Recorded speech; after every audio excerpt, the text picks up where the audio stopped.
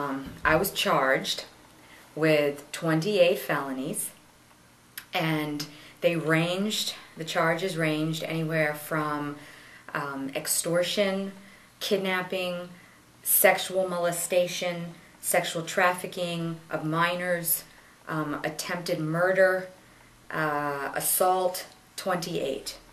Who charged you? The Harford County Sheriff's Office, and they charged me with the crimes, and the state prosecutor of Maryland, at the Maryland County, Harford County, and they charged me because of allegations brought up by my exes, so to speak. My ex-husband ended up getting together with a boyfriend, ex-boyfriend, and ex-in-laws, and a father and Christian relatives of mine that were not very happy of me becoming a Orthodox Jew. Now, I was raised Reform. I was raised Jewish. My father converted to Judaism when he married my mother.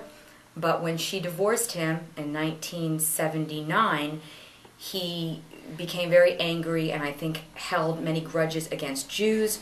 When I then married a Christian who became very abusive in a marriage, my father took sides. My father was very happy with his son-in-law. Being Christian, they got along very well. And when I divorced and went into some very difficult custody battles, my father and obviously my in-laws took my ex-husband's side. So what happened was my ex-husband had family ties with some Harford County officials. The sheriff goes to my ex-husband's father's church, and the senior executive circuit court judges belong to Baptist congregations in this county, which my husband's family are elders in these churches, have built these churches. So what happened was I had a evangelical ex-husband whose very large extended family virtually own socially, politically, this small Maryland county. Okay?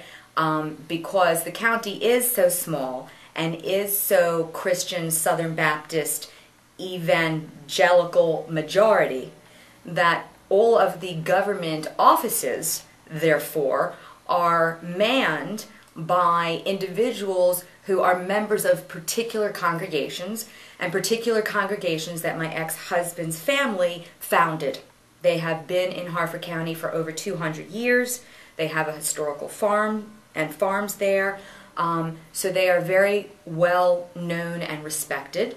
And the different Harford County government officials who are friends and church members with this family would never suspect any wrongdoing, and I believe would pretty much instantly believe that this Christian Russell Carlton, a man who they have seen grown from infancy on up, who has been to evangelical camps, played with their children, etc., could really do no wrong in their socially and religiously biased eyes. And then you have me, who was, as far as they knew, married in a non-denominational marriage, as far as it was stated amongst the Carlton family to other parishioners, I was finding Jesus. I was becoming, a Christian, and this was a beautiful thing. So when I became divorced, and when my ex-husband and I discussed visitation with children, etc., and I professed to being Jewish, and I said that, I wanted to see my child over Jewish holidays and things, they became very defensive and oppositional, and were adamant that I was not a Jew, that I was merely using Judaism, and this is stated in public record now. This is stated in my in the custody verdict, that I was alienating, that I was using Judaism to alienate the proper Christian father from his child, and that I was not a Jewess, and I was using Judaism to manipulate the system. That I was using Judaism to orchestrate the best visitation and custodial arrangement for myself. That was not the case, but this was the mindset. So that later, this happened in 2006, was the custody and divorce, hearings. And then in 2007, I lost hands down, most suspiciously, because you have to understand, I had my own home, and I was going for my second master's degree. Excuse me, you lost custody? I lost custody. I see. So what I'm saying, though, is I lost custody hands down. I lost physical custody, I lost legal custody, I lost most parental rights, where I could not have any privy of my child's medical health care. I could not be made privy to her education. It was bizarre. Understand, though, that again, I was very stable. I was only working part-time because of basically all of the time that the court appearances required, evaluations and hearings and things like that. Not to mention I wanted to be there for my child. But I was also, like I said, getting my second master's degree. I had my home. My mother, who works for American Airlines, was furloughed back in, after 9/11, which was 2001. The furlough went into 2004. So there were many times that I was also taking care of my mother and my child. So my husband, my ex-husband, he was unemployed. He was living with his mother. He had a drug history. He had a criminal history, domestic violence on the record. Matter of fact, in 2005, he was even convicted by his own admission in the district court of this Harford County. He was convicted of assaulting me and my child, sentenced 2 years. So understand then that a judge would give a father who was convicted of assault, who the courts for 3 years had awarded supervision against, who had awarded me protective orders, about 6 of them, who was uneducated, not even a high school diploma, who lived with his mother and was unemployed, and who, by court psychiatric evaluation, was deemed to have manic depression with delusional characteristics, that he could not construe boundaries, he could not identify boundaries, and he did not recognize appropriate versus inappropriate actions. That this is stated in public record by court evaluators.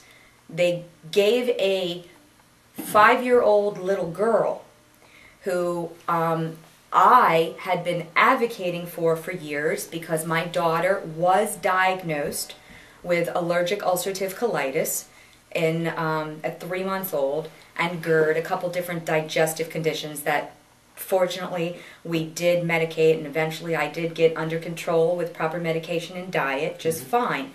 But there were many years where when my daughter would go for visitation with her father, he would not give her medication. He would give her the very foods that she was allergic to, which is part of the reason why the courts ordered him to be supervised. So what I'm getting at is, it isn't only that he had such a unstable position at the time he was awarded custody, but that I was the most stable in my life, with community, friends, family, career, home, and that in addition to that, the history also would have made it incredibly suspicious that at the very least the court would not have made some type of joint arrangement, much less give complete custody to this man and revoke all rights for me to care and advocate for my child. the decision that they, or the excuse in essence that I have heard, was that the reason why they did this is because they felt that the custody was so contested and so so high conflict that they felt that only one parent really could manage it all, or that there would be continuous conflict in this child's life because we were so oppositionally opposed, my ex-husband and I, and that they also stated that that I was in essence an overprotective, paranoid, bipolar, violent drug addict. This is also stated on the record. Based Okay. based on what evidence? Based on no evidence, based on hearsay testimony of my ex-husband's friend and family on the stand. So that if my ex-husband and his mother and sister got up on the stand and said, we know this woman is violent, we have witnessed it, we know this woman is a drug addict, that there was no solid evidence, and if anybody goes to public record, they would see that.